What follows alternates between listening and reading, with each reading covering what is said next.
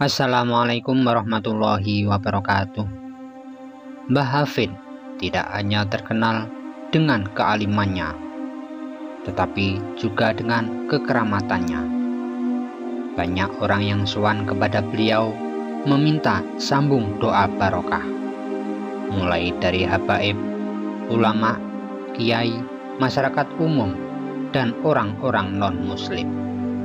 Nah, berikut ini kisah Wali Kutub Kyai Haji Hafiduddin Nogosari.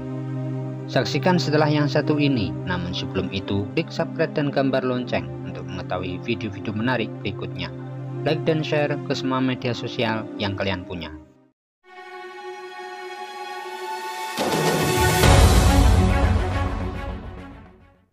Kyai Haji Ahmad Hafiduddin bin Usman Basaiban, atau yang kerap disapa dengan panggilan Mbah Hafid Nogosari. Beliau lahir di Desa Rungkal, Kecamatan Pagelaran, Kabupaten Malang. Beliau merupakan putra dari pasangan Kyai Haji Ageng Usman, berasal dari Mataram, dan masih ada keturunan dengan Raden Fatah, sekaligus juga keturunan Prabu Brawijaya Majapahit. Ayah beliau, Kyai Haji Ageng Usman, dimakamkan di pemakaman Gribik, Malang. Kyai Haji Ahmad Hafiduddin memulai pendidikannya dengan belajar ilmu agama kepada ayahnya. Setelah selesai, beliau melanjutkan dengan belajar ilmu agama kepada Kyai Haji Raden Khojin bin Khairuddin bin Ahmad Al-Adomat Khon Siwalan Panji Sidoarjo. Setelah beberapa tahun beliau belajar kepada Mbah Kyai Khojin, Kyai Hafid berangkat menimba ilmu di Mekah kurang lebih selama 7 tahun. Menurut salah satu sumber dari almarhum Mbah Kyai Ibrahim Pasuruan, teman mondok Mbah Hafid, bahwasanya menurut beliau jika Kyai Hafid juga berguru kepada Mbah Khalil Bangkalan selama kurang lebih 16 tahun. Sepulang dari belajar ilmu agama di Mekah, Mbah Hafid kembali mengabdi kepada gurunya Kyai Haji Khojin di Siwalan Panji, dan beliau pun diambil menantu oleh Kyai Khojin dan dinikahkan dengan putrinya Nyai Muhsinah. Setiap hari Minggu, beliau Mbah Hafid mengadakan pengajian kitab tafsir secara umum yang banyak dihadiri oleh masyarakat dan kiai-kiai sekitar Kecamatan Rambi Puji. Ketika membaca ayat-ayat suci Al-Quran, suara beliau sangat tartil, merdu, dan sangat fasih. Beliau sangat hati-hati dan benar-benar menerapkan ilmu tajwid sesuai makhorijul hurufnya. Begitu juga ketika beliau membaca aurat zikir-zikir, beliau membacanya dengan cara perlahan, jelas, fasih, tidak terburu-buru. Amalan utama Mbah Hafid yang menjadi dasar hidup yang sangat dipegang teguh, yaitu mengerjakan wudu diusahakan dengan sempurna mungkin, mengerjakan sholat diusahakan dengan sempurna mungkin. Sampai-sampai Mbah Hafid ketika akan melaksanakan sholat, beliau berdandan terlebih dahulu, memakai minyak wangi, memakai celak, memakai jam tangan, pakaian paling bagus. Dan beliau senantiasa mengerjakan sholat 5 waktu secara berjamaah. Sehingga apabila ada santri atau salah satu keluarga beliau sendiri yang tidak sholat berjamaah, maka beliau tidak segan-segan untuk memberikan hukuman. Mbah Hafid tidak hanya terkenal dengan kealimannya, tapi juga dengan kekeramatannya. Banyak orang yang sowan kepada beliau meminta sambung barokah doa, mulai dari habib, ulama, kiai, masyarakat umum, dan orang-orang non-muslim.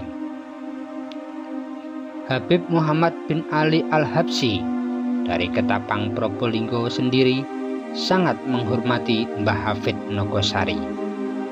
Sampai-sampai karena takdimnya Habib Muhammad, beliau tidak berani duduk di hadapannya tanpa seizin Mbah Kyai Hafid. Menurut beberapa sumber yang bisa dipercaya, salah satu kekeramatan Mbah Hafid yang luar biasa yang Allah anugerahkan bahwasannya beliau sering dikunjungi Rasulullah. Kejadian ini sering terjadi kepada orang-orang yang sudah menjadi pilihan Allah, yang memiliki tingkat mahabbah billah serta mahabbah bir Rasul yang tinggi. Suatu hari, sekitar tahun 1975, Mbah Hafid kedatangan tamu istimewa dari Brongkal, Malang, yang tidak lain adalah adik kandung beliau sendiri yang bernama Kyai Haji Muhammad Khalil bin Usman, yang rencana mau pamitan kepada sang kakak untuk menunaikan ibadah haji. Belum sempat Kyai Khalil masuk rumah, tiba-tiba Mbah Hafid sudah keluar untuk menyambut sang adik, langsung menciumnya dan memeluknya begitu lama, sambil beliau menangis. Dengan suara gemetar, Mbah Hafid mengucapkan, "Waktunya sudah tiba, waktunya sudah tiba."